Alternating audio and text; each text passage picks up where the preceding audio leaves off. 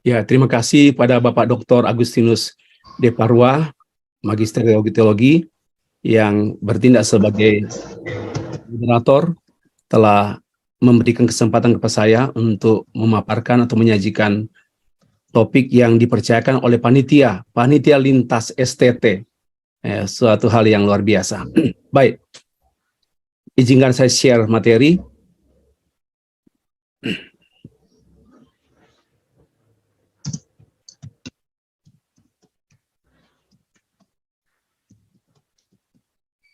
Topik yang saya bahas yakni finalitas Kristus dan pseudo-kristologi.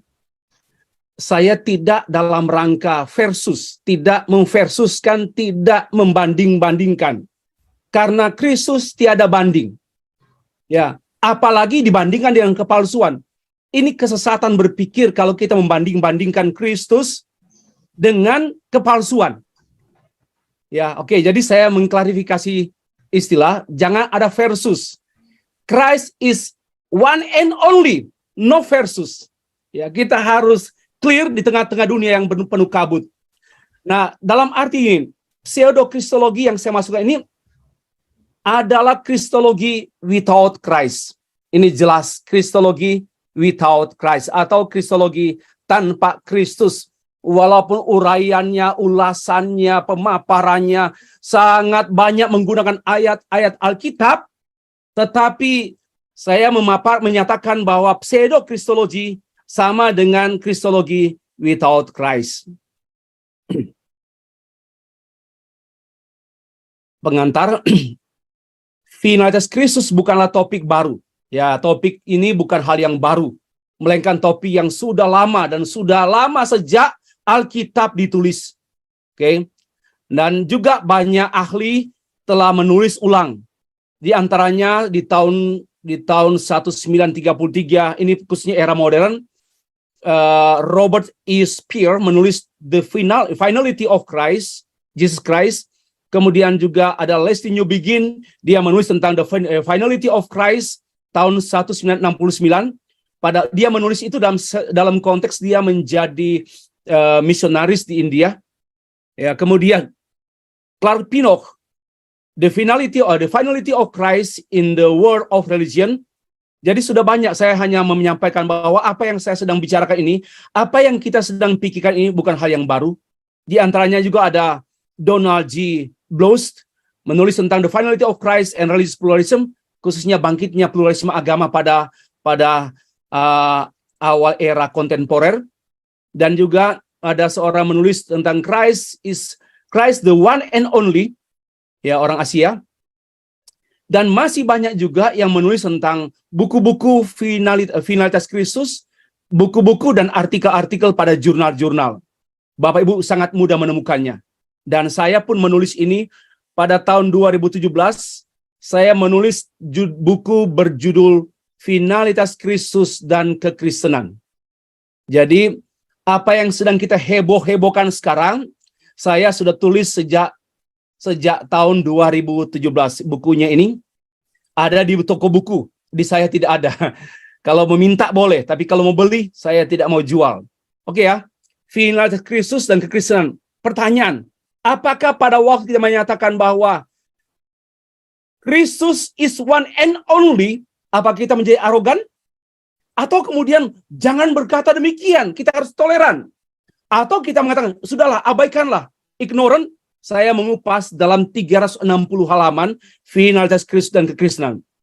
Nah, mengawali pemaparan ini saya mengajak kita sejenak memikirkan tentang pre-understanding Kristologi. Ini harus ada pada setiap orang percaya bahwa finalitas Kristus bukan hanya sebagai satu doktrin Kristen atau teologi Kristen.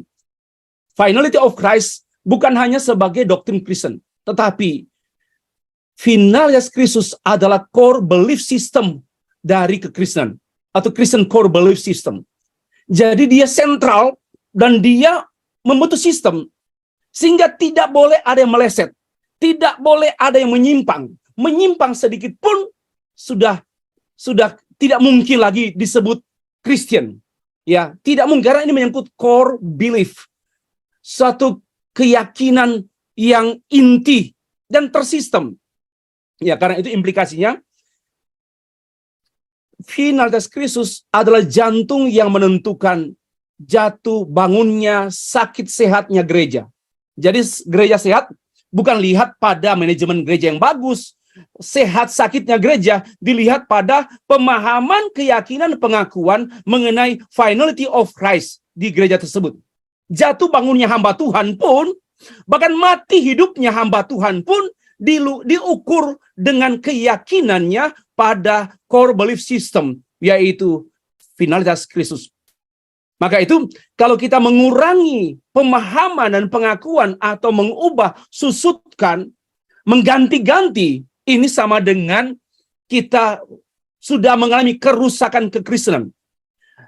Iman Kristen tidak pernah rusak, tapi orang Kristen bisa rusak. Gereja sejati tidak pernah rusak, tapi gereja organisatoris sangat mungkin rusak. Maka tidak heran, perusak-perusak gereja adalah para pengajar-pengajar gereja yang tidak memiliki core belief system, atau yang menentang core belief system, yang merusak core belief system. Kenapa? Karena dia membuat sistem baru. Dia menganggap dia yang baru, biar semua perhatian kepada dia, maka dia mau menawarkan sesuatu yang baru. Yang mempunyai sistem, membuat sistem sendiri, tetapi sayang, sifat tongkaan. Sistemnya belum teruji. Sedangkan core belief system diantaranya Tritunggal dan juga mengenai finalitas Kristus sudah teruji dari abad ke abad. Bapak-Ibu sekalian, garis besar pembahasan saya, pertama saya menyampaikan tentang pernyataan iman, kemudian starting point, ini penting, dan yang ketiga, tinjauan terhadap pseudo-kristologi, kristologi tanpa Kristus, dan yang keempat, proklamasi atau sifatnya argumentatif saya tentang finalitas Kristus. Ini nomor 4 ini gampang kalau kita sudah melewati nomor 2. Mengapa orang non-Kristen sulit memahami, menerima mengenai finality of Christ? Kenapa? Karena mereka tidak memahami, tidak melewati proses nomor 2. Oke, nomor yang kelima, apa arti secara praktis? Arti finalitas Kristus bagi orang percaya, dan kemudian diakhiri dengan kesimpulan. Yang pertama, penjelasan istilah dulu. Istilah finalitas bisa berarti satu-satunya. Hanya itu saja. Tidak ada yang lain. Ada yang lain. Tidak ada yang sebelum dan sesudahnya. Uniqueness.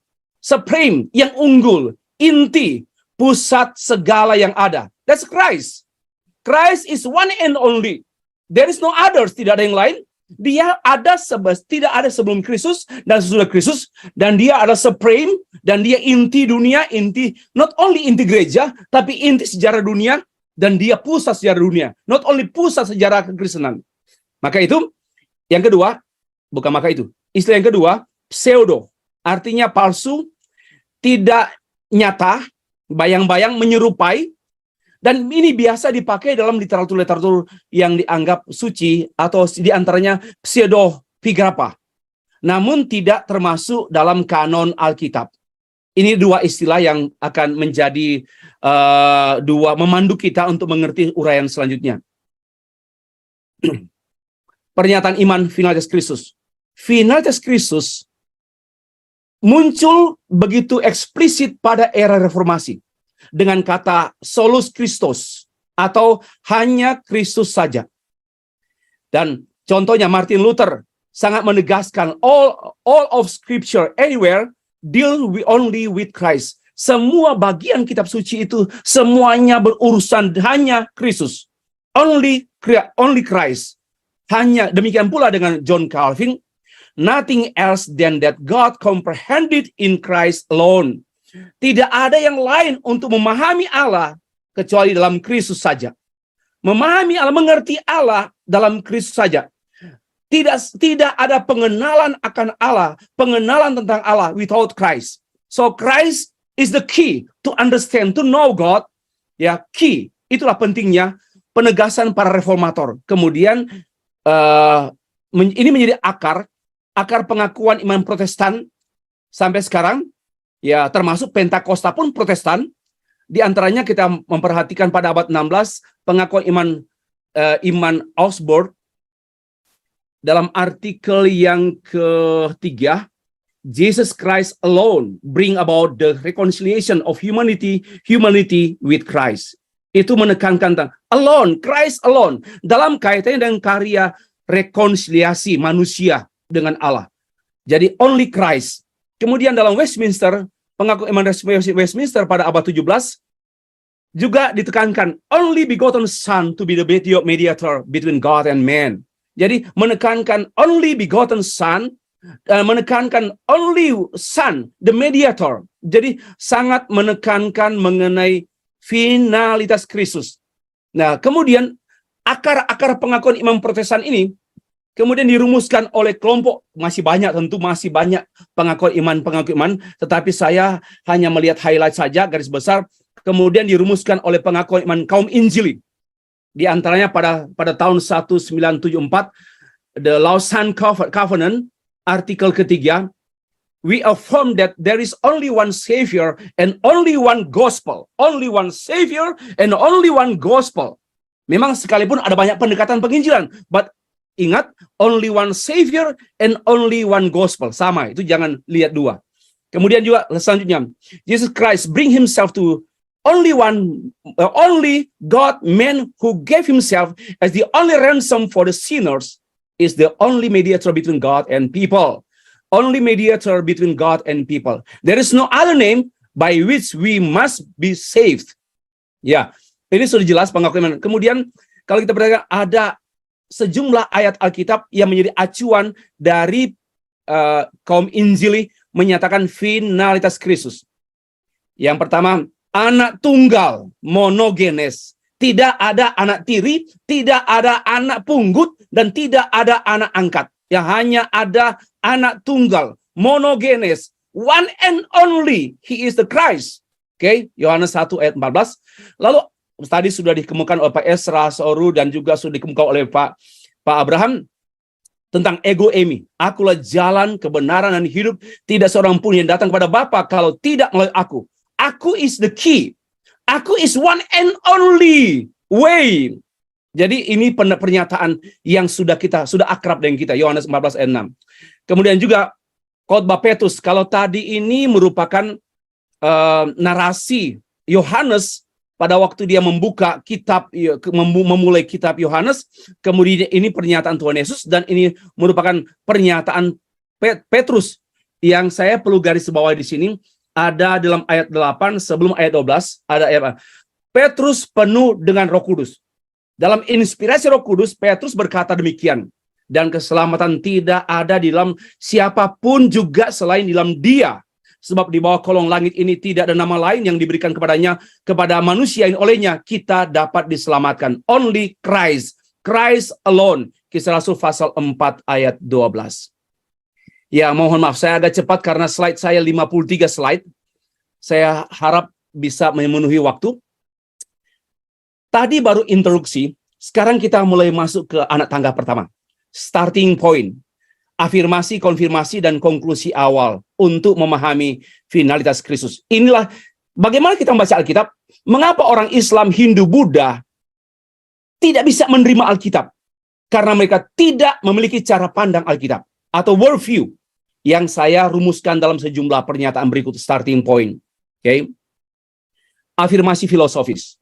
Setiap agama dan kepercayaan pasti di dalamnya memiliki final claim sebagai core belief atau basic belief yang membentuk belief system. Ya, semua agama. Ya, semua. Termasuk Kristen. Agama yang belief system lemah akan memperkuat agamanya dengan cara apapun. Dia akan menjadi agresif, aktif. Karena dia lemah, maka dia penuh ketakutan dengan pengaruh luar. Agama-agama yang takut terhadap penginjilan, contoh ya, ini karena belief sistemnya lemah. Sedangkan agama yang belief sistemnya kuat diperkuat oleh belief sistem yang kuat akan diperkuat juga oleh belief system itu sendiri, sehingga dia memang agresif, dia tapi pasif. Dia akan diserang, tidak takut dengan pihak luar, tidak takut dengan adanya oknum-oknum yang mengajarkan kesesatan, tidak takut. Kenapa? Karena dia memiliki belief system yang sudah tersistem, tidak mungkin goyah. Oke? Tapi kalau belief sistemnya lemah, Dia akan mengekspresikan kelemahan belief systemnya itu dengan kemarahan, bisa seperti yang saya gambarkan dengan bawang merah dan bawang putih. Ya, mengenai cerita dongeng bawang merah itu, dia mendominasi anak kandung, bahkan mendominasi kerajaan, mendominasi istana, mendominasi karena ayahnya sudah meninggal. Maka diambil oleh anak tiri melalui bantuan ibu kandungnya anak tiri ini. Nah, ini itulah gambaran bagaimana keadaan orang-orang yang memiliki belief system yang lemah akan menjadi agresif, aktif, dan ganas. Tapi Kristen harus mengerti agresif pasif. Agresif kita di mana? Agresif di kebenaran. Hidup benar agresif. Hidup menginjili agresif. Itulah bawang putih. Mengapa firman Kristus sebagai core beliefs atau belief system atau Christian belief system? Satu, karena Kristus adalah pusat, inti, dan benang merah pernyataan Alkitab tertulis. Seluruh bagian Alkitab, benang merahnya, pusatnya, intinya Christ alone. Kristus pusat sejarah keselamatan, satu-satunya pengantara ya yang ditentukan oleh Allah. Yang lain tidak ada. Nah, yang ketiga, maaf agak cepat, Kristus adalah pusat sejarah dunia. Dunia diciptakan, diselenggarakan, dikontrol, dan disudahi, dan akan disudahi oleh Kristus dan di dalam Kristus. So, Kristus adalah pemeran utama dunia. So that's why keyakinan kita pada Kristus yang adalah pemeran utama dunia, ini yang kita yakin dengan Christian belief system. Itu semua from the Bible. Oke. Afirmasi kristologis. Pendapat kristologi yang bertentangan dengan biblical atau dengan pandangan Christian biblical yang sifatnya saya harus mengatakan bukan Kristen. Biarpun dia menggunakan ayat-ayat Alkitab. Tapi ayat Alkitab itu harus dalam pengertian biblical Christian worldview. Oke, yang kedua, pendapat kristologi yang bertentangan dengan Christian theological tradition adalah heresi. Seperti creed, pengakuan iman rasuli, Nisea, Konstantinopel, Kartago, dan sebagainya. Dan pengakuan iman yang sudah teruji dalam sejarah tradisi teologi gereja, sudah teruji. Yang tak teruji kan hilang. Tapi yang ada sampai sekarang teruji. Maka bertentangan dengan semua tradisi teologi gereja yang sudah teruji, kita sepakat sesuai dengan ketentuannya, itu disebut heresi. Sekarang begini. Sekarang siapa yang berhak melebeli kamu non-Kristen, kamu bukan Kristen, kamu heresi. Siapa? Apakah Indonesia punya majelis ulama Kristen? Seperti agama lain, majelis ulama Islam. Kita tidak punya majelis ulama Kristen. Ya, kita mempunyai keyakinan mengenai gereja lalu kita memiliki aras nasional gereja, dan kita juga memiliki seperti PGI, ya, PGPI. Ya, itu boleh menjadi, dan kita juga punya sinode-sinode.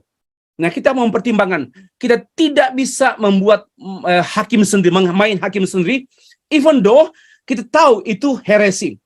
Tapi tidak bisa kita membuat tindakan-tindakan main hakim sendiri. Harus ada aturan-aturan yang sifatnya universal. Konfirmasi yang pertama, semua pujian, nah ini di dalam buku saya, semua pujian dan hinaan atau hujatan orang kepada dan tentang Kristus yang tidak biblikal, ya pastilah tidak kristologis. Kenapa marah? Dan yang tidak kristologis tentu bukanlah tentang Kristus. Kenapa harus marah? Omongan orang, hinaan orang kepada Kristus yang namanya bukan Allah, bukan juru selamat, yang karena tidak biblikal, maka tidak kristologis, maka bukan Kristus. Dia menghina omong kosongnya, dan dia menghina kekosongan pikirannya. Implikasinya, jangan mengaminkan pujian yang tidak biblikal, dan jangan membalas hinaan yang tidak biblikal. Oke? Jangan, tenang saja. Di tengah badai kita tenang. Kenapa? Karena kita punya core belief system. Oke. Tidak ada Kristus di luar Alkitab. Biarpun dia menggunakan ayat-ayat Alkitab.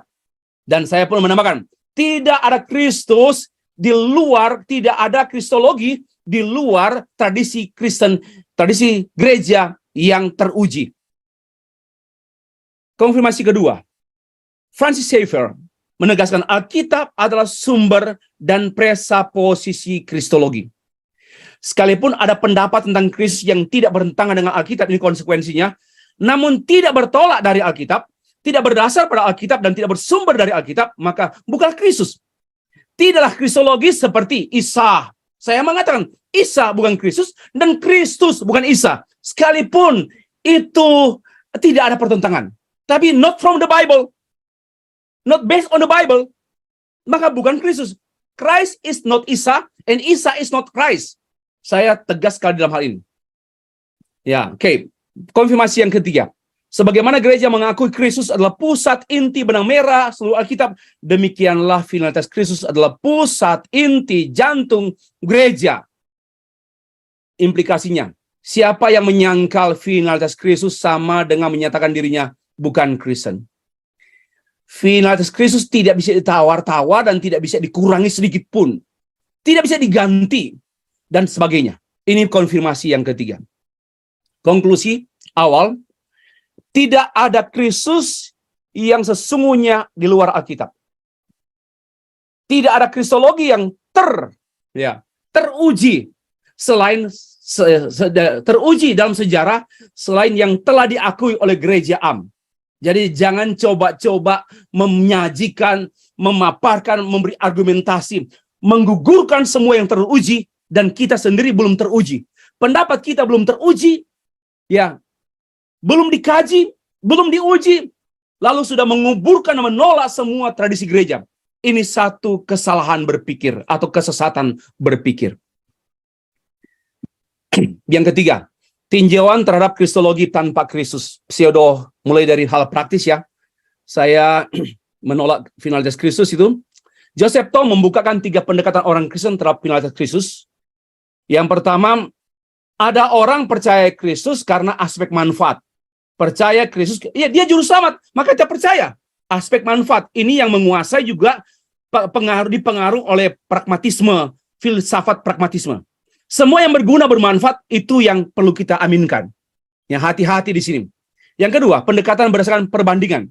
Maka itu saya tadi kan tidak membandingkan antara finalitas Kristus dengan pseudo kristologi. Saya nggak ada banding. Pendekatan berdasarkan perbandingan, Yesus lebih bijaksana, Yesus lebih baik, Yesus lebih berkuasa, maka we believe in Him. Ini satu kesalahan berpikir. Yang ketiga, pendekatan perpaduan atau sinkretisme. Mencari kesamaan dan persatuan Kristus dengan hal-hal yang lain. Demi efektivitas penginjilan, demi efektivitas kita diterima oleh society, dan demi hubungan yang baik, peace, demi damai yang palsu. Saya katakan demi damai yang palsu. Yaitu mencari perpaduan kristologi dengan aspek-aspek lain. Ini yang saya katakan sinkretisme. Ini 3 pendekatan yang saya katakan sangat menolak finalitas Kristus. Tidak menghormati Kristus. Oke. Lalu muncul lagi sikap praktis golongan Kristen terhadap finalitas atau supremasi Kristus. Saya sudah tuangkan dalam buku saya tadi. Per golongannya. Ada kelompok golongan nominal, Kristen nominal. Tidak tahu finalitas Kristus, maka nggak tertarik. Biasanya di kantong-kantong Kristen. Ya entah di wilayah-wilayah yang didominasi oleh mayoritas orang Kristen. Ini nggak tertarik, bahkan nggak pernah saya mendengar mereka membanggakan only Christ.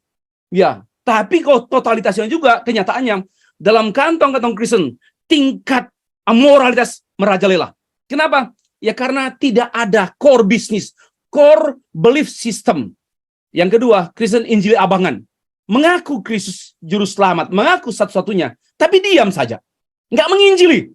Ini Kristen Injili abangan. Hanya praise and worship, tapi tidak menginjili. Hanya internal, orientasi internal. Nggak pernah menyampaikan kepada orang lain. Kabar satu-satunya, one and only. Hanya diam saja. Ini namanya Kristen Injili abangan. Yang ketiga, fundamentalis. Teriak-teriak. Ekstrim sekali, tapi dangkal. Ya, ekstrim tapi dangkal. Nggak mau belajar. Kecuali kita ribuan di sini yang ikut mau belajar. Ya, baru yang ketiga Kristen liberal. Melihat Yesus hanya moral. Yesus sebagai orang pribadi yang baik sudah diulang-ulang tadi oleh 2 pembicara sebelumnya. Dan juga pluralis Katolik. Kristus relatif. Maka itu anonymous Christ. Anonymous Christian dan sebagainya. Itu ini sudah bukan hal yang baru ya. Saya sudah jenuh. Saya sudah bosan bicara berkali-kali. Kemudian pluralis Protestan. Yang final itu finality of Christ itu hanya mitos. Bahkan Christ, if you worship God, if you worship Christ, kita menyembah berhala. Why? Mengapa orang berpikir sekonyol seperti ini, serendah seperti ini? Alkitab membukakan 2 Korintus pasal 4 ayat 4. Mereka tidak melihat cahaya Injil tentang kemuliaan Kristus karena pikiran mereka telah dibutakan oleh ilah zaman ini. Dibutakan oleh ilah zaman ini. Karena itu sambutan Dirjen tadi juga menegaskan, hati-hati dengan filsafat. Saya tidak anti filsafat, tapi ada filsafat yang kosong, seperti yang dikungkapkan dalam Kolose juga. Filsafat yang kosong, hanya pemuasan, bukan untuk menyembah Allah, tapi untuk pemuasan akal pikiran. Oke, lebih lanjut lagi. Tinjauan historis ilmu, ini harusnya ilmuwan Kristen terhadap finalitas Kristus. Mulailah pada abad 19, bangkitnya teolog liberal yang merendahkan Kristus, meremehkan Kristus. Kristus hanyalah sebagai manusia yang baik, yang tingkat moralnya tinggi. Kemudian tahun 1962 sampai 1960 ada Konsili Vatikan. Di sana berperan tokoh-tokoh teolog Katolik yang handal, dan mereka membuat rumusan. Sebelumnya mereka percaya tidak ada keselamatan di luar Katolik, but after Konsili Vatikan kedua, mereka membuat rumusan baru bahwa there is possibility ada keselamatan di luar gereja Katolik. Dan kemudian muncul baru diikut oleh kaum pluralis Protestan, ya, di antara John Hick yang mengakui there is other way, ada jalan lain untuk bertemu dengan Allah, dan seterusnya dengan teori Kopernikusnya dan sebagainya. Saya sudah bosan selama 18-19 tahun ngomong ini. Oke, terus kemudian kesimpulan Yesus Seminar yang melihat Yesus Seminar satu kajian-kajian mengenai originalitas teks, kemudian menyimpulkan ternyata Yesus bukan Allah, dan seterusnya. Temuan-temuan Injil non-kanonikal yang Injil Yudas, Injil apa telah muncul dalam sekitar 15 atau 20 tahun terakhir ini. Cukup heboh. Coba dikemukakan. Maka itu banyak teolog juga yang coba mengkajinya, kemudian menelanjanginya. Dan sekarang terdiam. Coba, Yesus Seminar terdiam.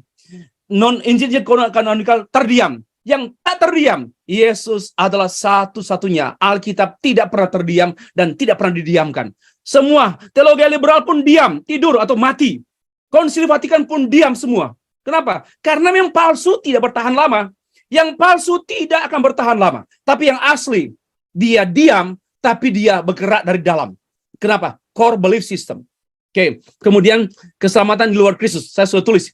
Jadi berapa buku di Indonesia yang saya baca, termasuk ada keselamatan di luar Kristenan. Ya, pendapat-pendapat para pribadi teolog. Tolong disikapi secara tulisan. Mari kita perang akademis. Harus tulis. Kalau dia menyampaikan pendapat dalam bentuk tulisan, marilah kita menguji, memeriksa, mengkaji tulisan-tulisannya. Dan saya sudah mengkaji. Ada kemungkinan, jadi ada keselamatan yang sempurna, ada keselamatan yang kurang sempurna. Katanya begini, keselamatan yang kurang sempurna itu yaitu tanpa Kristus. Jadi bisa, tapi selamat. Keselamatan yang sempurna dalam Kristus. Ini kan omong kosong, Nyai Rokidul.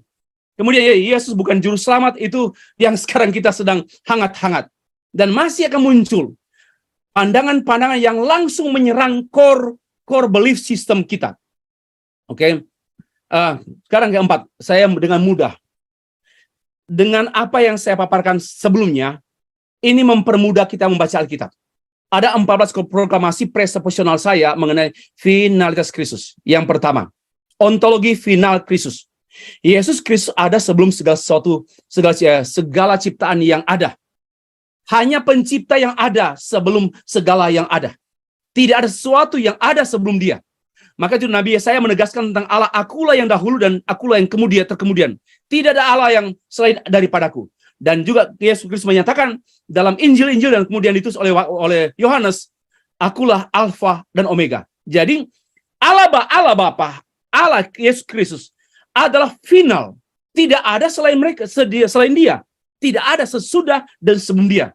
Ini berdasarkan pengertian yang kita baca tadi dari dua teks.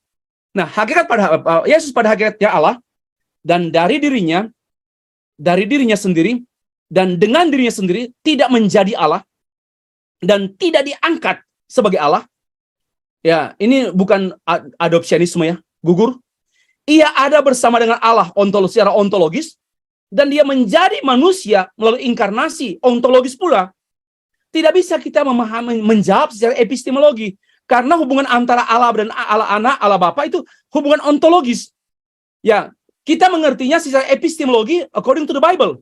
Tetapi ontologinya kita harusnya melihat hanya mungkin di balik epistemologi.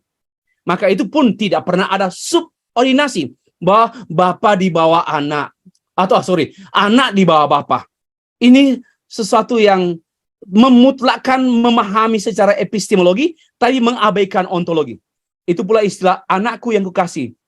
Ya, anakku yang kukasih, eudokesa, mengungkapkan Kristus sehakikat dengan Bapa, bukan bagian dari Bapa, dan bukan rohnya Bapa, bukan jiwanya Bapa, bukan sesuatu dari Bapa, tapi dia memiliki pribadi utuh. Logos itu bukan impersonal. Logos itu personal. Logos dalam kacamata Greka itu memang impersonal, tak berpribadi. Tapi logos dalam tulisan Yohanes adalah logos yang menjadi manusia. Logos yang sudah ada bereksistensi, tadi istilah Pak Abraham, eksistensi atau pra-inkarnasi sudah ada, dan dia tidak pernah diadakan, dan dia tidak mengada-ada, dia ada dengan sendirinya, dia ada by himself. Ya, dan dia tidak pernah menjadi, dan sudah bagus sekali, tidak pernah diproses, dan tidak pernah memeros dirinya sendiri.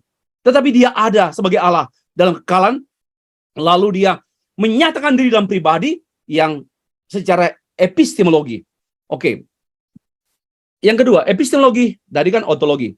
Epistemologi, penyataan akhir, final statement, atau final revelation. Tidak ada pengetahuan tanpa penyataan umum. Oke. Tidak ada sains tanpa penyataan umum. Tidak ada pengenalan akan Allah. Tidak ada teologi tanpa penyataan khusus.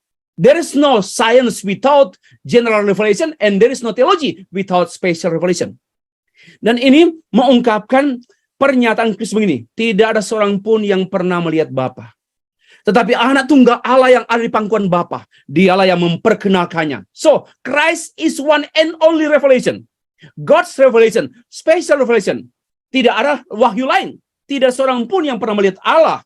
Tidak ada. Tetapi anak tunggal yang ada di pangkuan Bapa, dialah yang memperkenalkan, disclose himself. Yohanes 1 ayat 18. Selanjutnya, jika engkau telah mengenal aku, engkau telah mengenal Bapakku. Antara Bapakku dan aku, kami adalah satu. Allah, satu dalam esensi. Satu dalam esensi kami satu. Ya. Knowing me, mengenal aku, mengenal Bapa.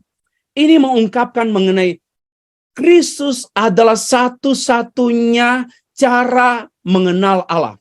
Itu cara, bukan hanya cara mengenal Allah, satu-satunya Allah yang menyatakan diri, yang memperkenalkan dirinya. Inilah epistemologi. Epistemologi adalah ilmu yang mempelajari how to know what we have to know. 3. Kristus sejarah final, sejarah tunggal dunia ini. Kalau kita kaji dalam Kolose pasal 1, Kristus tidak diadakan, dia ada sebelum segala yang ada. Kristus dan segala sesuatu ada dalam dia. Kolose 1 ayat 17, karena di dalam dialah telah diciptakan segala sesuatu. In him, by him, and to him. Yang ada di sorga dan yang ada di bumi. Yang kelihatan, yang tidak kelihatan, baik singgasana maupun kerajaan, baik pemerintah maupun penguasa. Segala sesuatu diciptakan oleh dia dan untuk dia. Maka dia adalah sejarah final. Dia adalah aktor tunggal dunia ciptaan. Dia pencipta dan dia pengatur semua ciptaan. Dia pengontrol penciptaan. Dia penyudah ciptaan dan semua demi dia. By him, from him, by him, to him. Ini mengungkapkan mengenai finalitas Kristus dalam sejarah dunia. Akan saya ungkapkan lebih lanjut lagi. Kristus adalah kemuliaan final Allah. Mohon maaf Pak Dr. Abraham kalau ingatkan saya kalau masih ada 5 menit ya. Kalau masih 5 menit ingatkan saya. Oke. Untuk materi tinggal 5 menit Pak.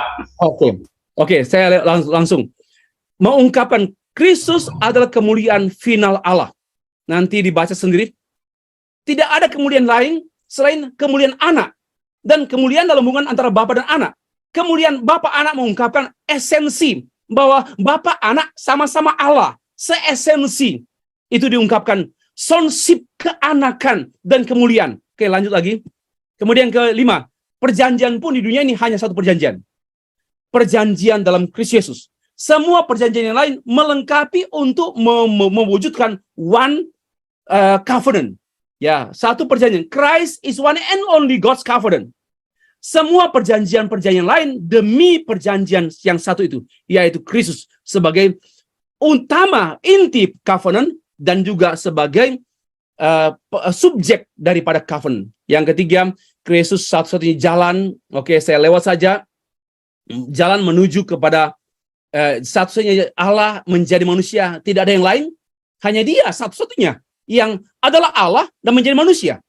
Oke, Sars egeneto, dan Dia benar-benar jadi manusia, bukan jadi-jadian. Dia tidak setengah-setengah jadi manusia, Dia benar-benar totally manusia. Tapi manusia yang tidak berdosa, namun menjadikan dirinya berdosa. Ini masalah covenant, masalah penebusan. Oke. Kemudian ketujuh, saya lewat saja. Nah, Kristus, Nabi, oke, lewat saja. Anak Allah, ini dibahas oleh Pak Dr. Andreas, tapi ini penting juga dalam kaitannya dengan finalitas. Kristus adalah pemberian Allah yang terbesar, ultimate gift. Nggak ada pemberian lain. Semua pemberian yang ada dari Allah, yang dari sorga, yang ultimate, yang final, is only Christ. Wah, ini lewat saja. Kemudian yang ke-11, Kristus adalah mediator satu-satunya antara Allah manusia. Ini yang ditekankan di pengakuan-pengakuan iman. Okay. Hanya satu, only the Son of God, the satu-satunya menjadi mediator. Okay, saya pikir lewat saja. Nah, Kristus pun adalah kebutuhan dan solusi final. Tidak ada yang lain. Semua keperluan manusia hanya keperluan bayangan. Keperluan utama manusia adalah Christ. Christ is the ultimate need of human being. And Christ is the ultimate solution of human problems. Kan seperti itu. Kemudian yang ke-13, Kristus pusat sejarah dunia. Memang ini menghebohkan, karena pasti banyak orang gak suka. Tapi saya menegaskan bahwa dunia ini, Alkitab sentralnya Kristus, dan dunia ini dimulai oleh Kristus, dan Kristus adalah pemeran utama sejarah dunia dari permulaan sampai kiamat, sampai akhir. Maka itu Kristus adalah pusat sejarah dunia, bukan hanya pusat sejarah gereja. Pusat, tapi tidak punya waktu untuk terangkan, silakan baca sendiri. Saya sudah berikan materi ini ke panitia, nanti panitia teruskan kepada peserta. Yang terakhir, Kristus pusat sejarah keselamatan manusia.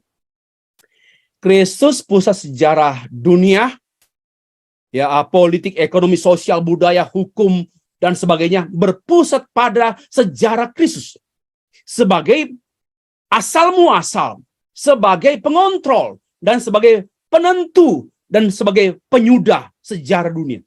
Sejarah dunia tidak pernah berakhir dan diakhiri oleh perang Ukraina dan Rusia. Sejarah dunia tidak bisa diakhiri oleh satu tokoh dunia. Sejarah dunia tidak bisa diakhiri oleh satu bangsa, satu negara. Sejarah dunia diakhiri oleh pencipta dunia ini, yaitu Christ sebagai Allah pencipta. Nah, saya pikir saya perlu waktu untuk arti finalitas yang kelima. Bapak Ibu, arti finalitas Kristus bagi orang percaya. 14 argumentasi mengenai finalitas Kristus bukanlah hiasan yang dipamerkan, yang saya paparkan tadi, bukan hiasan, bukan untuk ditonjol-tonjolkan dan mengganggu orang beragama lain, bukan juga senjata untuk membalas serangan musuh, bukan, dan bukan materi studi banding, bukan, saya nggak ada banding, jangan dibanding-banding, no, melainkan finalitas Kristus memberikan satu pastoral assurance, satu jaminan pastoral kepada orang percaya.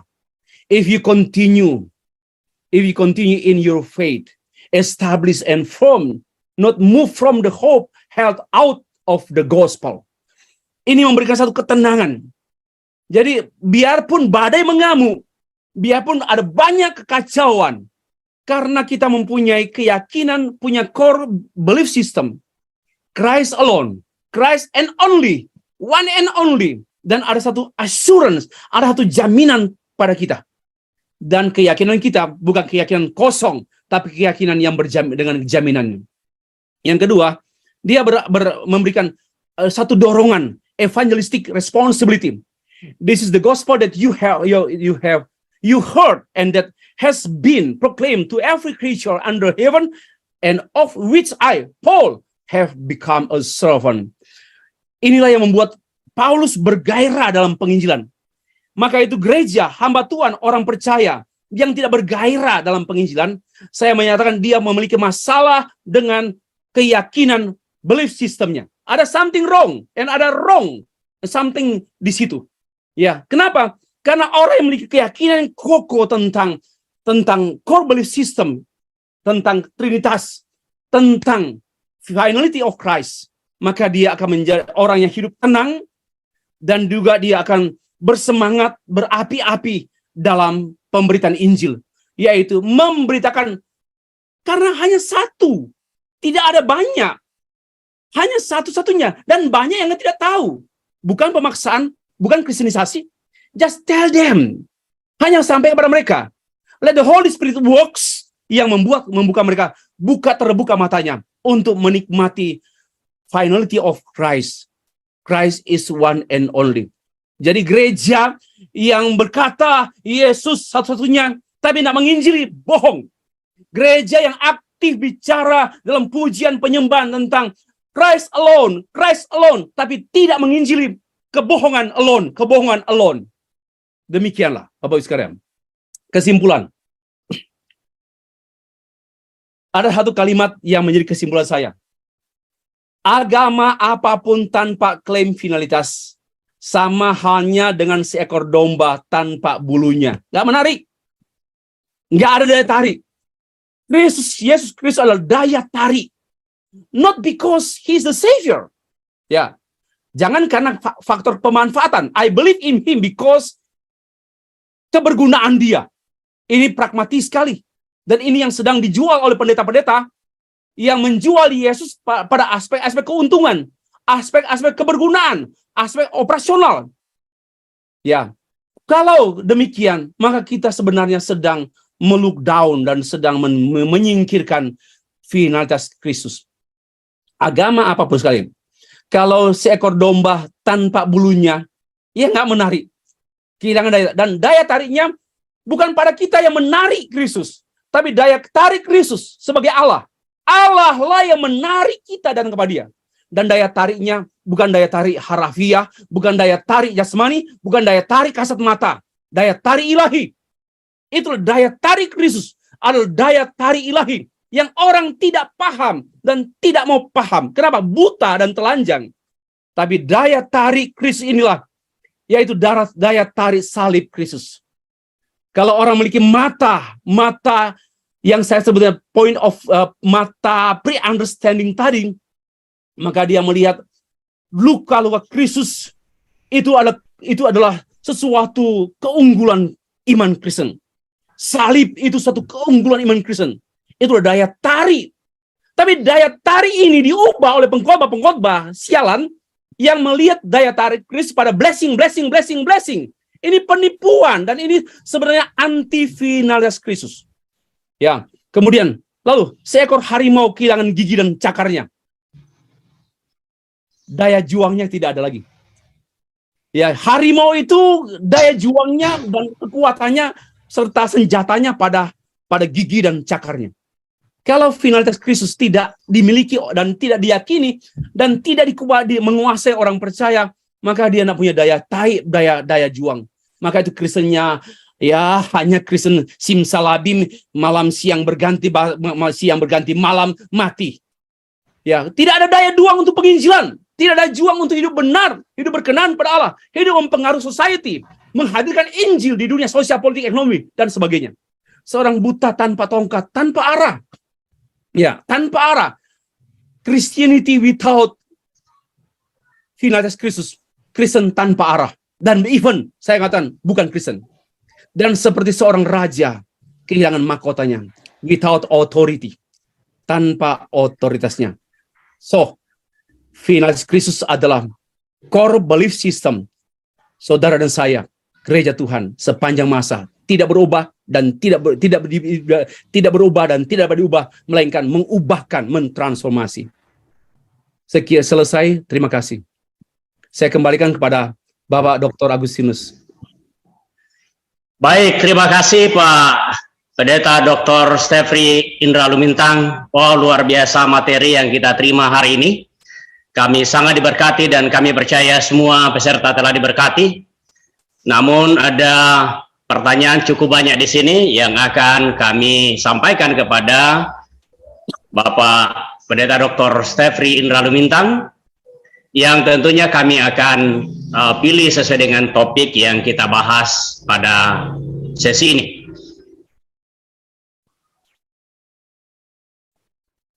Ya, yang pertama ini ada pertanyaan dari Bapak Yehuda Andrew.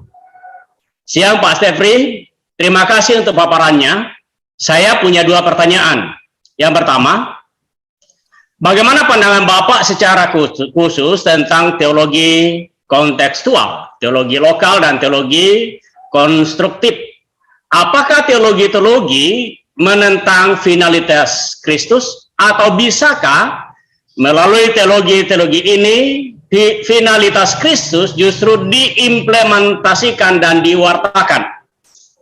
Yang kedua, dalam konteks keindonesiaan, teologi apa yang cocok untuk Indonesia yang tidak menentang finalitas Kristus tapi juga cocok untuk konteks keragaman budaya di Indonesia?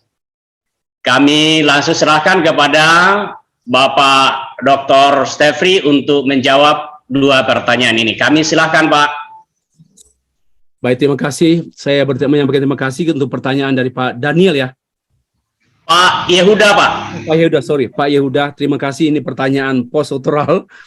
Ya, saya pikir kita semua sudah akrab dengan kontekstual teologi. Memang teologi must be kontekstual. Tapi teologi itu, kontekstualnya teologi itu only one pilar, salah satu pilar dari sejumlah pilar lagi. Nah, kebanyakan kalau kita simak kontekstualisasi yang berlaku di dunia, di banyak sumber-sumber atau literatur yang kita baca, misalnya mengkontekstualisasikan yang bukan lagi bahaskan. Kontekstualisasi itu kan menyangkut cara pikir kita, bagaimana menyampaikan Kristus pada cara pikir orang Jawa, cara pikir orang Madura, cara pikir orang Kalimantan. Nah, nampaknya yang saya cermati ini, singkat saja, lebih banyak mengubah esensi Tuhan yang dikontekstualisasikan. Sebenarnya kita mengkontekstualisasikan cara pandang, cara pikir, bahasa, bukan pribadi yang dikontekstualisasikan. Nah, karena itu saya mencermati ada bahaya kontekstualisasi yang terlalu kebablasan. Maka saya memberikan usul. Ada seorang teolog, seorang misiolog, namanya Paul Hibbert, menulis satu buku dan dia mempromosikan satu tulisan namanya Critical Contextualization. Jadi kontekstualisasi yang critical. Itulah cara sehingga kita bisa mengkomunikasikan Injil dalam budaya-budaya yang sudah dikritisi. Saya pikir seperti itu. Nah, lalu kira-kira bagaimana kita mengkontekstualisasikan Kristus dalam keindonesiaan? Ya, tidak mengubah Kristus. Memang kadang-kadang ya, bisa saja yang berubah itu cara pikir, berubah itu bahasa, berubah itu ya, pengertian. Tetapi Christ tidak berubah. Namun bisa disusutkan pada waktu penjelasan. Nah, teologi apa yang cocok untuk Indonesia? Ya, ini pertanyaan cukup luas. Ya, saya harap buku saya akan diterbitkan. Saya baru sedang proses meminta Pak Yudi Latif, beberapa tokoh untuk memberikan komentar terhadap buku saya yang saya tulis mengenai teologi kebebasan beragama di Indonesia. Ya, jadi tinggal kira-kira Pak Yehuda, tema-tema apa dulu? Tema-tema apa dulu untuk kita kaji dalam konteks Indonesia? Ya, kalau mau bilang teologi yang general, Pancasila. Menurut saya teologi yang general sifatnya aman untuk seluruh Indonesia, yaitu teologi ketuhanan, kemanusiaan, persatuan, teologi demokrasi, teologi keadilan. Dan saya pikir itu yang tidak akan mengganggu finalitas Kristus. Itu dulu dari saya. Terima kasih. Baik, terima kasih Pak Stefri yang telah menjawab pertanyaan yang begitu baik. Kita masuk ke pertanyaan berikut dari Pak Budi. Ini masih berkaitan dengan pertanyaan dari Pak Yehuda tadi. Dari Pak Budi berkata begini, pendapat Bapak tentang toleransi di Indonesia, sampai di mana batasan finalitas Kristus? Demikian pertanyaannya Pak Stefri, kami silakan. Baik, terima kasih Pak Budi. Ini juga pertanyaan yang bagus karena saya berdialog dengan Pak Yowas Adi Prasetya. Ya, beliau menyatakan sebenarnya toleransi ini, dan saya setuju. Toleransi ini sebenarnya tidak bisa dijadikan satu patokan yang utama. Karena begini, contoh dia bilang, kalau saya melihat orang di depan saya mengganggu di transbus ya, lalu ada pemuda yang mengganggu seorang ibu, dan saya toleran, saya oke lah. Atau begini, saya berada di public area, kemudian banyak orang merokok, dan saya tidak menegur dia, jangan merokok, ini saya toleran. Nah, toleran ini tidak bisa kita terapkan untuk semua hal, ya. Sampai kita mentoleransi, oke lah, enggak apa-apa kau merokok di depan banyak orang, saya toleransi. Bukan istilah seperti itu. Maka itu istilah toleran itu sebenarnya punya kandungan pengertian yang lebih rendah. Ya, lebih rendah. Yang lebih sesuai dari saya, menurut saya, kita mengintegrasikan. This is my proposal. Jadi, menurut saya, yang lebih sesuai untuk saya, Pak Budi, bagaimana kita mengintegrasikan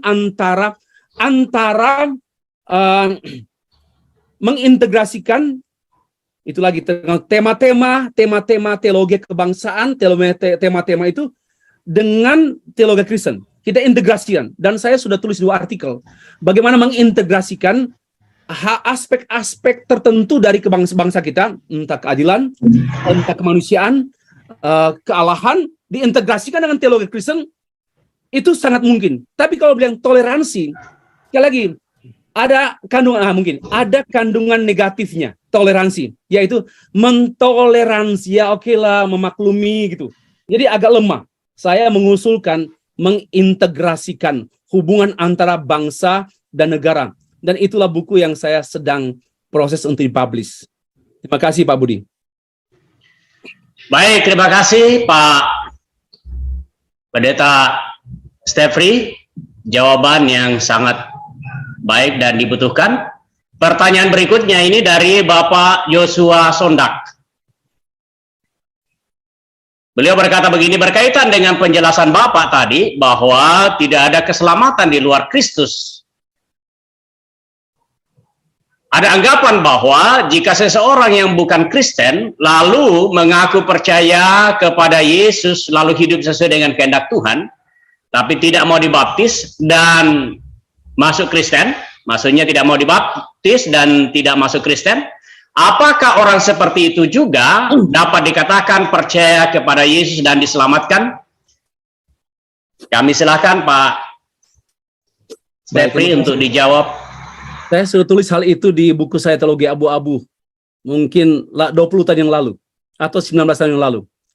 Ya, orang memang begini, kita juga tahu bahwa di Indonesia ini ada kelompok-kelompok tertentu yang berada dalam konteks masyarakat yang sangat ketat dalam agama non-Kristen kan, sehingga tidak mudah orang untuk believe in Christ lalu mendeklarasikan imannya dengan dibaptis dan menjadi anggota gereja. Kita paham itu. Dan kita hargai orang-orang yang bekerja, bergerak, melayani dalam dunia itu. Tapi jangan lupa bahwa yang utama itu gereja. Ya, jangan lupa bahwa Kristus yang percaya menjadi orang yang percaya pada Kristus itulah gereja. Jadi keselamatan tidak bisa dipisahkan dengan status sebagai orang percaya yang adalah gereja. Nah, kalau kita mendefinisikan apa itu gereja, ya tentu banyak definisi. tapi secara ini komunitas umat Allah yang hidup sesuai dengan apa yang Allah kehendaki, yaitu yang tertulis dalam Alkitab. Nah, sekali lagi saya tidak meremehkan perjuangan orang percaya, hamba-hamba Tuhan yang bergerak di front, ya, di garis depan dalam konteks itu, tapi kita harus kembali pada gereja, bahwa Allah mendirikan gerejanya. Ya, keselamatan itu sebagai pintu untuk masuk ke dalam gereja, ke dalam komunitas orang percaya. Sehingga pendapat tidak baptis, tidak menjadi orang Kristen, tentu itu kasus. Dan saya nggak tahu, kan itu kan kasusnya kan singkat ya, hanya pendek. Perlu ada uraian kasus yang panjang ya. Itu kan hanya berhenti mereka tidak mau jadi Kristen, tidak mau dibaptis. Hanya seperti itu. Saya belum tahu. Mungkin juga ada kelanjutan. Jadi kalau hanya berhenti di situ, ya itu tidak selesai. Itu kekristenan yang tidak selesai, itu firman yang tidak selesai. Tapi saya yakin bahwa para pemimpin gereja seperti ini ada kontinuitasnya. Seperti itu, Pak Yosua. Itu pendapat saya. Terima kasih. Baik, terima kasih Pak Stefri. Sekarang kita masuk ke pertanyaan dari Pak Lukas Naibaho. Ini sama dengan mirip pertanyaan dengan Bapak Arif Theophilus. Oh sorry.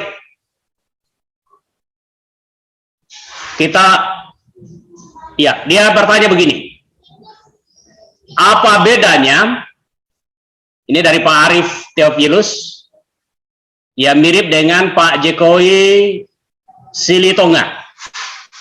Apa bedanya Kristus dan Isa? Kalau berbeda, mengapa ada gereja Isa Al-Masih dan di kalender juga menggunakan istilah Isa Al-Masih seperti kematian Isa Al-Masih, kenaikan Isa Al-Masih? Mohon penjelasannya. Terima kasih, Pak. Ini pertanyaan. Kami silakan Pak Stefri. Ini dua orang yang bertanya tentang hal ini. Baik, terima kasih Pak Arif ya. Memang konteksnya ini sudah dibahas oleh Pak Esra, Pak Abraham mengenai istilah-istilah yang dikenakan pada Yesus Kristus ya. Bahwa itu bahasa. Tapi yang paling penting betul, meaning tidak berubah. Meaning tidak berubah dan tidak mengandung unsur-unsur yang tidak bermoral. Misalnya saya menyebut Yesus itu ratu pantai selatan, nggak cocok, ya tidak cocok. Kenapa? Karena nama itu meaningnya tidak sesuai. Nah kalau sebutan Isa, ya kalau itu diambil dari Timur Tengah, berarti konteksnya itu dari Alkitab Timur Tengah, yang cocoknya diterapkan untuk konteks gereja Timur Tengah. Nah kalau kita menyebut Isa according to the Bible, ya berarti kita menggunakan istilah Kristus itu menggunakan bahasa tapi dari Alkitab. Tapi kalau kita kemudian menyamakan itu dengan Isa dalam Al-Quran, saya menyatakan bahwa Isa dalam Al-Quran ya tidak sama dengan dalam Alkitab. Sehingga ini perlu diwaspadai, hati-hati bahwa penggunaan Isa secara general harus hati-hati. Kalau dari Alkitab dan kita mengambil Alkitab dari Arab, kemudian kita sajikan kepada konteks masyarakat Arab, it's okay. Tapi kalau kita mau ambil Isa itu dari Al-Quran, not from the Bible, not based on the Bible, itu yang saya sebut tadi. Saya tidak setuju. Itu bukan Isa Alkitab. Ya, itu bukan Isa Alkitab. Nah, memang banyak upaya orang untuk mengkontekstualisasikan supaya dimengerti dan diterima. Supaya Yesus dimengerti dan diterima oleh satu konteks, oleh satu komunitas, maka menggunakan istilah-istilah yang mirip, yang familiar, yang dipakai termasuk Allah. Allah yang digunakan dalam konteks masyarakat Melayu, kemudian digunakan oleh orang Kristen sampai sekarang ini, memang dipahami sesuai dan dikaji asal-usulnya tidak ada masalah, sehingga Allah itu oke saja. Nah, Isa menurut saya tidak sama dengan kajian tentang Allah. masih proses. Kalau itu dari Al-Quran, is from the Bible and from Quran, saya mengatakan absolutely berbeda. Because revelation only one. Ya, ini saya mau pertanyaan. Revelation only one. Special revelation hanya satu. Yaitu Kristus yang tertulis dalam Alkitab saja. Tidak ada yang lain. Jadi itu pegangan saya. Memang berbeda total. Tapi kalau sekali lagi saya kalau memang mau nyebut-nyebut itu untuk apa? Hati-hati. Motif kita jangan sampai menipu orang Islam dengan menyebut-nyebut Isa supaya akrab dengan mereka. Perlu dihati-hati, perlu waspada. Tapi yang penting artinya from the Bible, based on the Bible, bukan based on the Quran and from the Quran. Seperti itu. Terima kasih. Baik, terima kasih Pak Stefri yang telah memberi jawaban yang begitu tegas kepada kita semua dan khususnya kepada penanya dari Pak Arief dan Pak Jokowi. Nah, ada pertanyaan lanjutan dari Bapak Lukas Naibaho. Pertanyaan begini, saya ingin bertanya, mengcounter pengajaran ES atau bidat dengan mengatakan ada progresif kealahan Yesus. Mungkin maksudnya mau bertanya itu bagaimana untuk memberi jawaban bagi pandangan yang berkata ada progresif dari kealahan Yesus. Demikian, kami silakan kepada narasumber untuk menanggapi. Ya, terima kasih Pak Lukas. Tadi Pak Dr. Rubin Abraham sudah sangat tegas, agak sedikit emosi mengatakan tidak ada perubahan. Itu bagus sekali dan saya pikir sudah dijawab. Karena Allah itu tidak berubah dan dia tidak berubah karena dia kekal. Masa kekal berubah? Dan maka dia ada progresif. Kalau mungkin bicara mengenai Yesus Kristus yang lahir dari kandungan seorang namanya Maria, kemudian dibesarkan, yang progresifnya itu secara fisik. Tapi kealahannya tidak ada progresivitas. Ya, memang kayak membayar mobil ya. Kalau dua mobil maka pajaknya progresif ya. Kalau mobilnya 3, pajaknya bayar 3 progresif kan. Jadi tidak ada istilah Allah yang unchangeable, Allah yang tidak dapat berubah. Kemudian karena dia Allah sudah sejak kekekalan. Dan dia tidak berubah pada waktu dia menyatakan dirinya dalam sejarah. Dia nggak berubah. Dia kealahannya tetap. Dan pun dia, Yesus Kristus yang mati, bangkit, naik ke surga, tidak ada perubahan sedikit pun dalam dirinya. Dia kekal. Nah, inilah upaya-upaya orang yang berupaya untuk yang mungkin sudah mencari-cari konten baru atau cari-cari berita supaya menarik perhatian banyak pihak sehingga mau coba keluar dari tradisi Kristen yang sudah tradisi Kristen yang sudah baku, akhirnya terjadi kecelakaan. Ya, bagi saya Allah itu kekal, maka dia tidak berubah dan dia tidak dapat diubah. Dan tidak ada perubahan progresif kealahannya. Dia tidak mengikuti teori filsafatnya Aristoteles, becoming. Dia tidak pernah becoming, because being. He never becoming, but being eternal being. Keberadaan yang kekal. Ya, maka itu keberadaan Allah itu sama dengan kealahannya. Ya, kealahannya itu kekal dan sesuai. Jadi bukan begini, keberadaan Allah lalu dia menerima kealahannya. Nah, ini kacau. Memisahkan antara keberadaan Allah dan kealahan, ini kacau. Ini pasti kacau. Filsafat pun tidak mengaku itu. Ya, tidak ada ilmu yang menerima itu bahwa keberadaan kecuali ya Nyai Roro Kidul atau kecuali dukun. Ya, dukun kemasukan kesurupan, roh. Tuhan bukan Allah, bukan begitu. Allah, keberadaan dan kealahannya itu satu kesatuan yang utuh. Allah ya berada ya Allah. Oke ya. Ini jawaban saya. Baik, terima kasih Pak Stefri. Ini ada pertanyaan lagi dari Pak John Sianipar. Terima kasih Pak Pendeta atas penjelasannya. Pertanyaan saya, apakah orang yang menolak finalitas Kristus, meskipun seorang Kristen, termasuk orang yang belum percaya, yang perlu menjadi sasaran Injil? Mari disilakan Pak Stefri. Ya Pak John, sebenarnya kalau mau kita diagnosa, terlalu banyak orang Kristen yang menolak finalitas Kristus. Tadi mau ikut Yesus supaya diberkati, itu menolak finalitas Kristus. Ya banyak yang praktis ya. Ya saya mau percaya Yesus karena Dia satu-satunya penolong, nggak ada yang lain. Nah kalau konsep kita begitu, maka sebenarnya kita melihat Yesus itu tidak final. Jadi kalau mau jujur, mari kita diagnosa jemaat atau orang Kristen Indonesia, apakah memang banyak yang terpanggil, sedikit yang terpilih? Apakah hanya orang-orang yang secara terbuka menyatakan Yesus bukan juru selamat? Apakah hanya Dia yang dapat dikategorikan telah bertentangan dengan pengakuan gereja yang sehingga disebut heresi? Menurut saya banyak sekali orang Kristen yang kan menyangkut core belief system, tidak bisa diubah sedikit pun, tidak bisa dikurangi sedikit pun. Christ itu Dia satu-satunya dari yang satu, bukan dari yang banyak. Simplicitas, Dia tunggal, simplicitas, Dia tidak terdiri dari, Dia satu-satunya. Ya, Dia singularitas.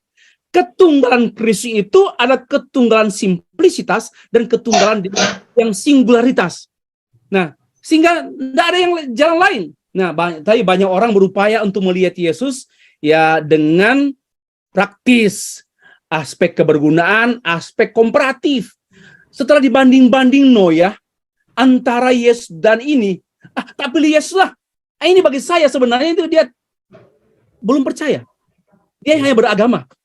Dia belum percaya. Dan memang betul Pak John Sianipar mengatakan dia sasaran Injil. Betul. Masih menjadi sasaran Injil. Karena itu mengapa Pak Stephen Tong begitu berkobar-kobar untuk hadir di banyak negara di kantong-kantong Kristen untuk apa? Proclaiming tentang Kristus di banyak kantong Kristen. Karena yaitu Kristus belum final di banyak orang Kristen. Dan bahkan Kristus belum final di banyak gereja. Itu jawaban saya, terima kasih. Baik, terima kasih Pak Stefri. Kami akan lanjutkan lagi dari Pak Tony Tobing. Beliau berkata begini, ada sebagian orang yang tidak setuju dengan penggunaan Allah Bapa, Allah Anak, Allah Roh Kudus. Karena terkesan ada 3 Allah. Bagaimana dengan bagaimana tanggapan Bapak? Kami silakan Pak Stefri. Ya Pak Tony, sebenarnya kan pembahasan saya lebih ke finalitas ya, bukan pada Tritunggal. Saya sedang menyiapkan satu artikel karena saya diminta untuk menjadi pembicara juga di GPDI Jawa Timur. Ya, GPDI untuk Pertemuan Pendeta-pendeta Jawa Timur, GPDI, dan saya ditugaskan oleh GPDI untuk membahas mengenai Tritunggal, dan saya akan tulis dalam bentuk artikel. Jadi sebenarnya tadi pun sudah dijelaskan oleh Pak Rubin Adi ya tentang Bapa, Anak, dan Roh Kudus. Persoalannya begini, kalau saya share ulang ya yang materi saya tadi, coba saya share ulang. Kalau kita bisa memahami yang namanya pre-understanding atau yang namanya starting point, persoalannya orang begini. Orang bertanya-tanya tentang yang sudah selesai. Sebenarnya persoalan 3 pribadi, 1 esensi itu sudah selesai oleh gereja. Namun ternyata belum selesai di banyak warga gereja, bahkan sedihnya di banyak pendeta gitu. Belum selesai. Kenapa? Mereka belum memiliki yang namanya yang saya katakan tadi ini starting point-nya, atau dalam bahasanya John Frame, belum memiliki yang namanya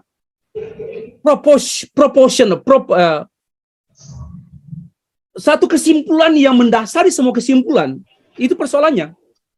belum memiliki presaposisi. Ya, saya sudah jelaskan ini ya, yang ini ya. Mengapa orang bertanya mengenai Bapa Anak 3 tapi nggak ada dalam Alkitab? Saya pikir masalahnya mereka belum memiliki kacamata membaca Alkitab. Itu jawaban saya. Mereka belum memiliki kacamata untuk membaca Alkitab. Ya, mereka baru memiliki kacamata lain. Bisa kacamata Islam, kacamata Kristen nominal, kacamata Kristen fundamental, kacamata Kristen dan sebagainya. Tapi kita harus memiliki kacamata Alkitab untuk membaca Alkitab. Dan di antaranya saya sudah afirmasi, konfirmasi. Kalau mengerti ini, kalau memiliki ini, lalu ada kesimpulan awal, maka pertanyaan-pertanyaan mengenai 3 pribadi itu sudah selesai. Dan saya memang tidak menjawab. Ya, saya harap kita bisa buka lagi, mungkin panitia buka khusus tentang Tritunggal. Ya, kalau boleh kita buka khusus topik tentang Tritunggal. Baru kita buat kolokium Tritunggal lagi. Oke, demikian dari saya. Terima kasih. Baik, terima kasih, Pak. Kemudian ada pertanyaan dari Pak Petrus. Pertanyaannya begini, bagaimana memahami finalitas Kristus dalam perspektif logos yang berinkarnasi? Bukankah inkarnasi Yesus hanya sebatas di dunia ini? Mari disilakan Pak Stefri. Ya, terima kasih. Karena tadi ada pertanyaan, lalu sudah ada kesimpulan kan? Kesimpulannya kan, bukankah? Ya, saya mau jawab aja pertanyaan. Saya tidak menanggapi kesimpulannya mengenai inkarnasi. Sebenarnya istilah yang tepat itu prainkarnasi. Saya tidak menyangka apa yang diuraikan oleh Pak Abraham mengenai praeksistensi. Tidak, itu oke saja, tidak masalah. Hanya eksistensi itu adalah istilah filosofis, istilah non-biblical terms, yang istilah lebih sars egeneto dari kata Latin kemudian menjadi incarnation, itu lebih dekat ya. Walaupun pengertian sama. Ya, apa yang diuraikan oleh Pak Rubin sudah oke, sama pengertian. Hanya saya lebih akrab menggunakan tadi juga sudah disebut tadi, pre-incarnation. Kenapa? Karena kalau bisa berimplikasi begini, pra-eksistensi berarti Kristus pernah tidak ada, berada. Dan itu bahaya. Pra-ada. Kan eksistensi kan pra-ada.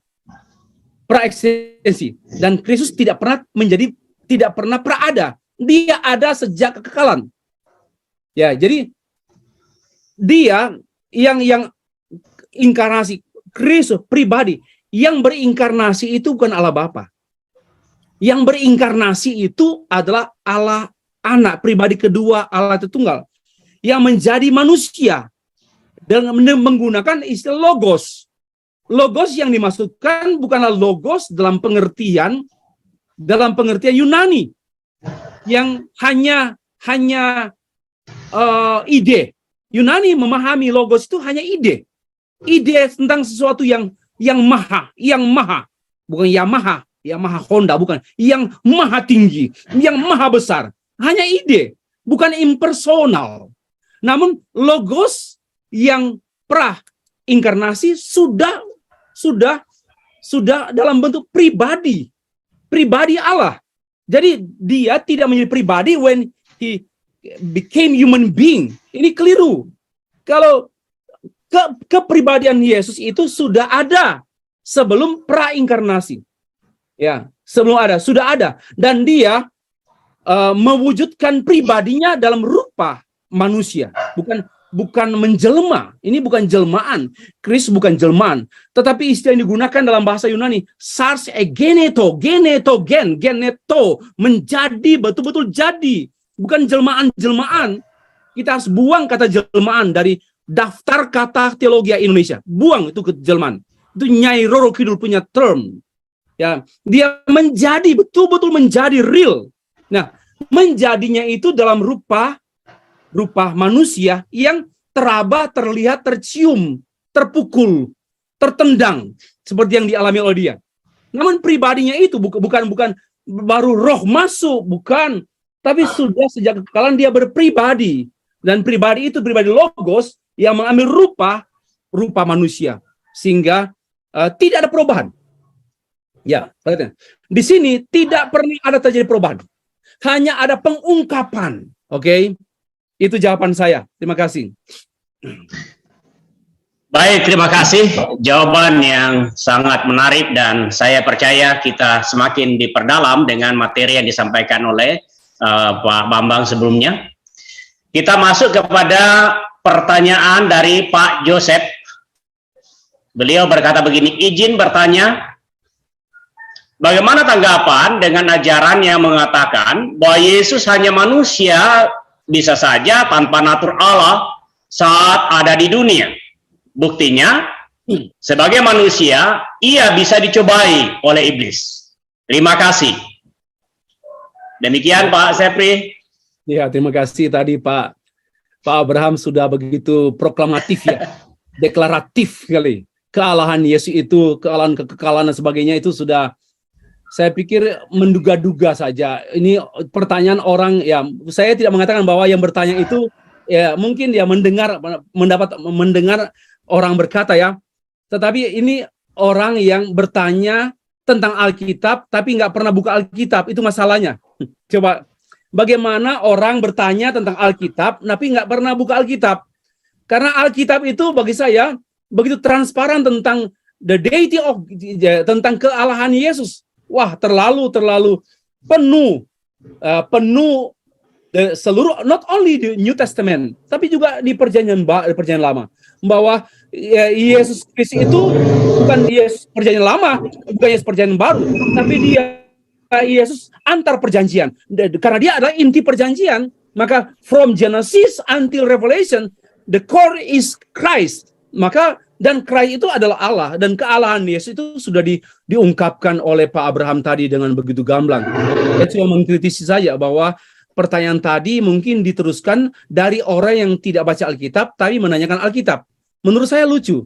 Kalau menanyakan luar Alkitab boleh, berapa jumlahnya, tapi menanyakan isi Alkitab tapi tanpa membaca Alkitab, ini sulit. Lalu membuat kesimpulan seperti itu. Jadi menurut saya kita kembali nanti materi banyak buku-buku juga. Materi Pak Abraham sudah diberikan pada panitia, saya sudah lihat juga, dan panitia akan mengatakan akan memberikan kepada semua peserta. Materi saya pun akan saya setuju diberikan pada semua peserta, sehingga bisa juga mengkritikan, karena ini kan kita banyak hambatan. Bapak Ibu perlu mencermati kalimat-kalimat saya juga, perlu waktu. Jadi sekali lagi saya hanya mengomentari pertanyaan tadi, bahwa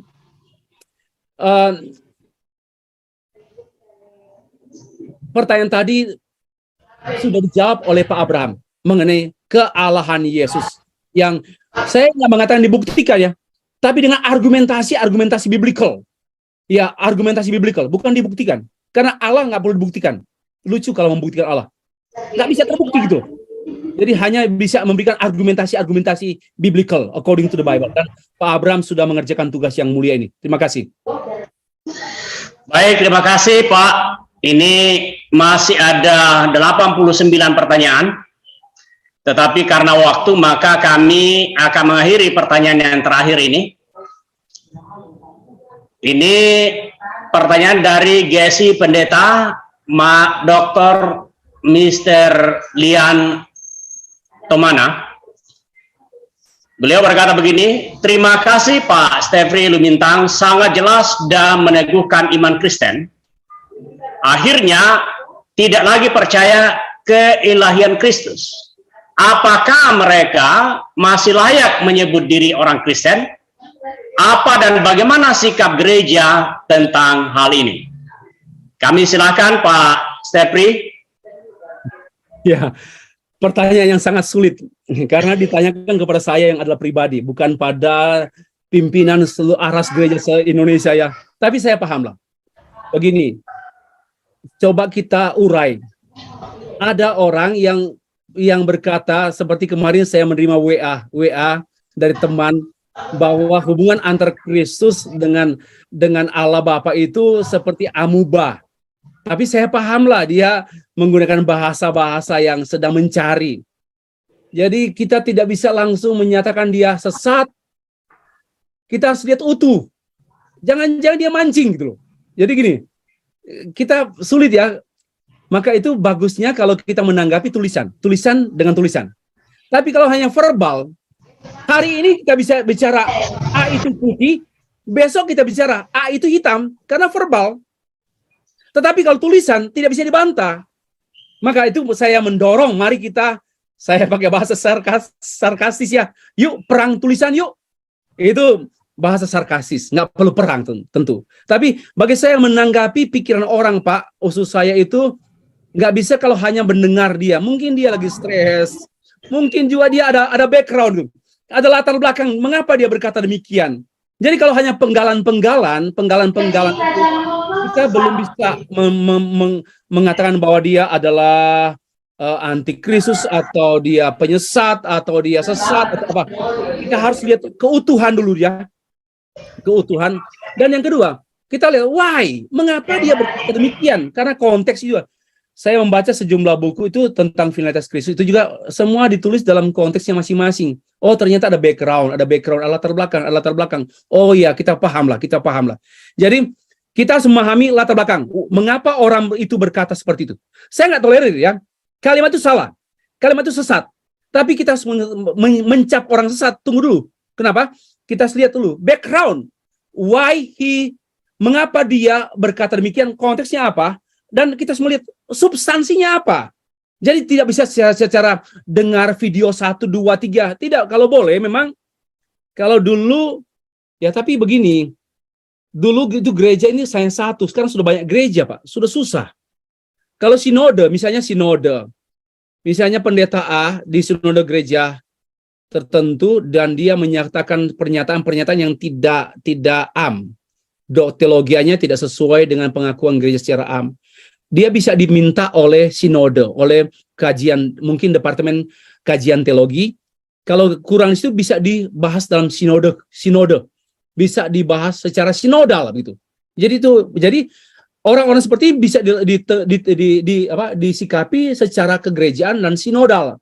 Tidak bisa kita menggunakan misalnya STT bersatu lalu kita menjust.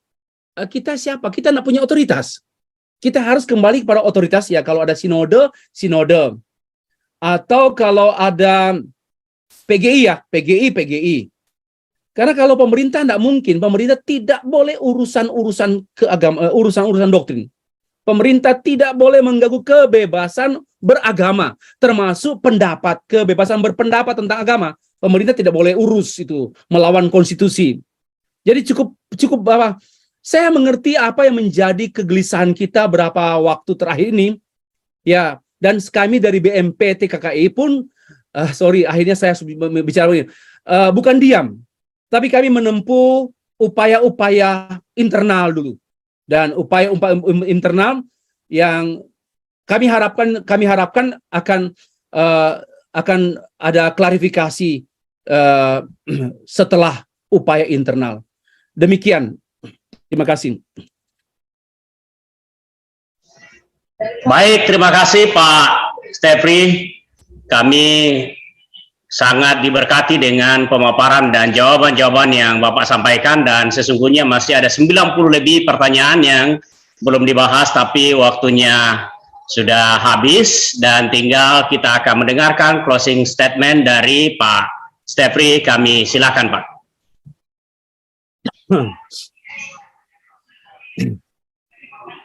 Saya cari-cari nih pernyataan penutup saya ini gini saja ya, bahwa finalitas Kristus itu adalah jantung gereja, jantung orang percaya. Karena itu sehat sakitnya pemahaman gereja, pengakuan gereja mengenai finalitas Kristus mengungkapkan sehat sakitnya gereja tersebut. Kedua, kalau kita betul-betul menjunjung tinggi menjunjung tinggi finalitas Kristus, dia only Christ, Christ alone, maka itu akan tergambar pada sikap ketenangan kita di tengah badai. Tenang di tengah badai. Why? Only Christ, Christ alone. Maka tenang di tengah badai, tapi gelisah dalam penginjilan. Itu closing statement saya. Terima kasih.